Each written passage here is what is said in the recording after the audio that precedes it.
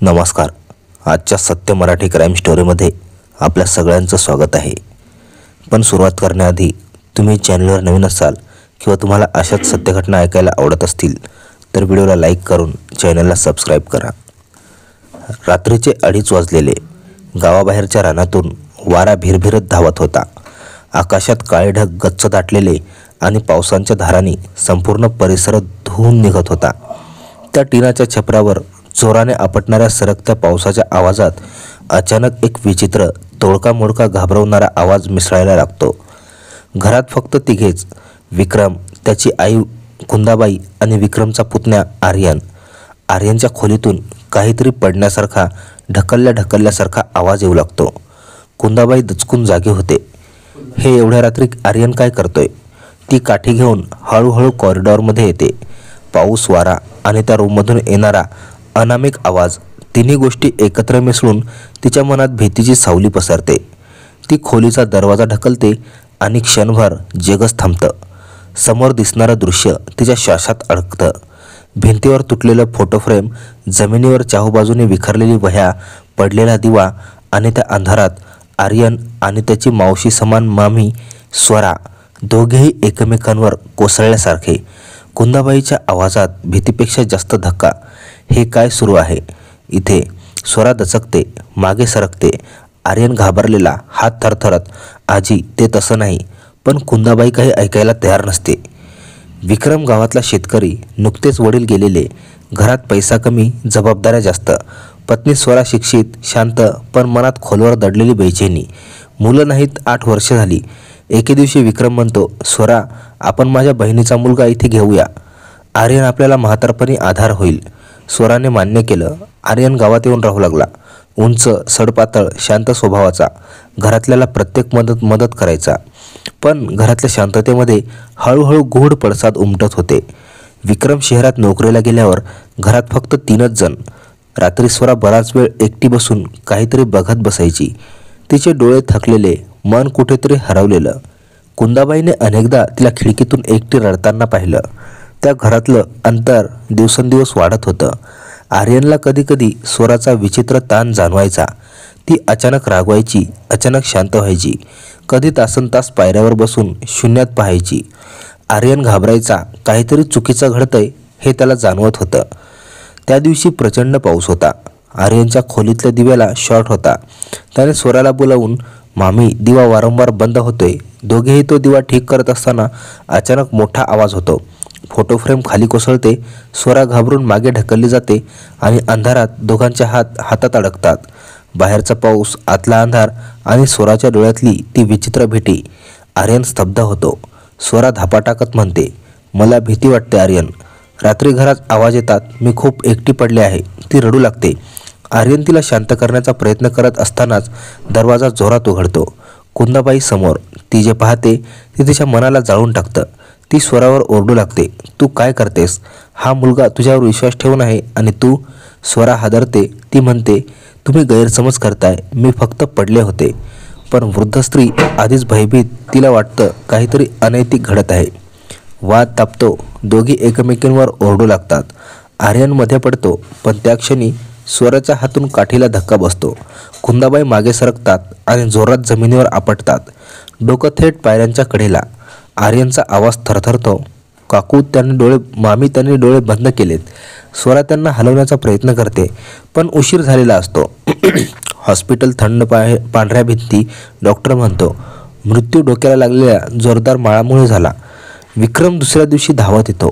तो हादरलेला, राग, दुःख, अविश्वास सगळं एकाच वेळी. स्वरा, माझ्या आईला तू? स्वरा रडते. तसं नाही विक्रम, मी त्यांना ढकललं नाही. ते चुकून मागे. पण ती परिस्थिती तिच्या विरोधात होती. घरातील पडलेला दिवा, तुटलेला फोटो फ्रेम, खोलीतील अस्ताव्यस्तपणा सगळं गुन्ह्यासारखंच दिसत होतं. पोलीस तपास येतात. तपास सुरू होतो. आर्यन सांगतो सत्य. पण स्वराच्या विरुद्ध तयार झालेली ही कथा अधिक भयानक दिसू लागते. अखेर तिला अटक होते. कलम 304, अनैच्छिक मनुष्यवध. एका क्षणाच्या घाईत घेतलेला निर्णय, एका चुकीच्या आरोपाने बनलेले गैरसमज आणि एका घराचं उद्ध्वस्त झालेलं आयुष्य. कुंदाबाईच्या मृत्यूनंतर घरात शांतता नव्हती. फक्त तुटल्याचा आवाज. भिंतीवर अजूनही थरथर होती.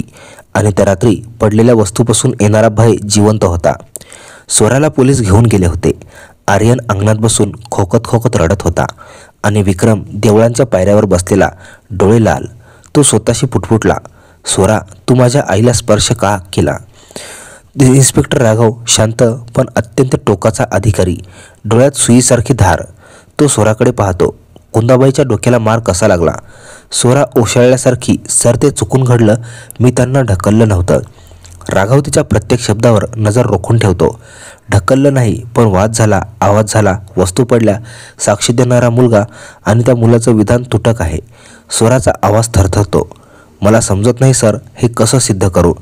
इन्स्पेक्टर टेबलवर फाईल ठेवतो. सिद्ध? सत्य स्वतः सिद्ध होतं स्वरा, पण इथे सत्य लपवलंय, कोणीतरी लपवतंय. घरी आर्यन अजिबात शांत नव्हता.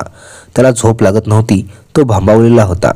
विक्रम त्याच्याकडे येतो. तू काही सांगत नाहीस, त्या रात्री काय झालं? आर्यन डोळे चुकवतो. काका, माझ्या बोलण्याने परिस्थिती आणखी बिघडेल असं वाटतंय. माझी आई गेली आणि तू गप्प का? का गप्प? सत्य सांग. आर्यन घाबरून डोळे बंद करतो. त्या रात्री मामी रडत होती आणि ती खूप तणावात होती. ती भांबावलेली वाटत होती. विक्रम थबकतो. काय म्हणतोस तू? काकूवर काहीतरी मामीवर काहीतरी मानसिक ताण होता. खूप दिवसापासून तिला आवाज ऐकू यायचे. तिला वाटायचं कुणीतरी तिला मागून पाहतंय. ती खूप तुटलेली होती. राघवने घराची पाहणी केली आणि त्याला काही विचित्र गोष्टी दिसल्या. फोटो फ्रेम तशी तुटली नव्हती जशी एखाद्या भांडणात तुटते.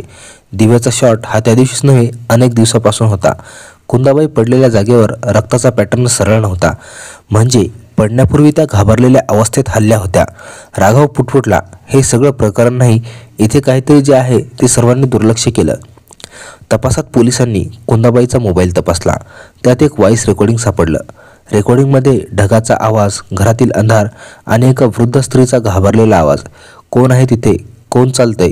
स्वरा, आर्यन, उत्तर द्या, मला भीती वाटते.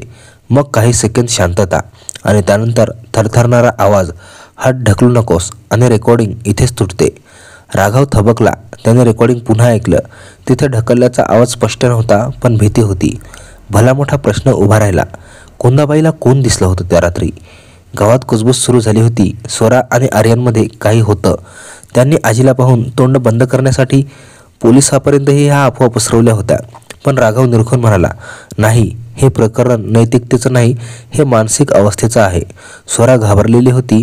हो, त्या क्षणी आर्यन जवळ होता हे खरं, पण तिथे अयोग्य काही झाल्याचा पुरावा नव्हता. वास्तव वेगळंच होतं. राघवने स्वराच्या जुन्या मेडिकल रेकॉर्डची मागणी केली आणि ते पाहून तो काही क्षण शांत बसला.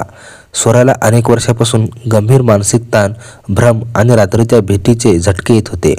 तिचं मन तडा गेलेलं होतं. वडील गेल्यानंतर घरातील शांतता, विक्रमच्या शहरात जाणे, मुलं नसल्याचं दडपण, एकटेपणा, हे सगळं तिच्या मानसिक अवस्थेला अस्थिर करत होतं.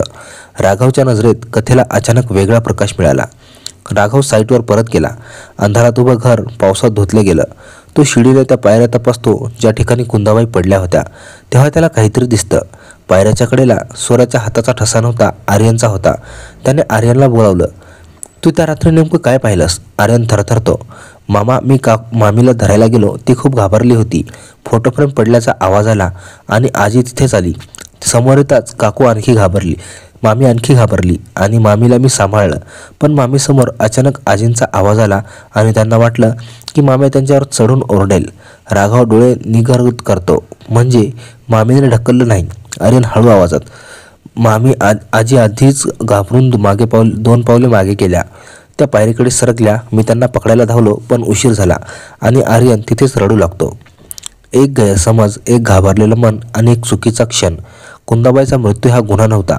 तो अंतर्गत भीती, ताण आणि चुकीच्या परिस्थितीत झालेला अपघात होता. पण न्यायालयात सत्य इतकं साधं नसतं. पुरावा जिथे वाकलेला असेल तिथे दोषीही चुकीचा ठरतो.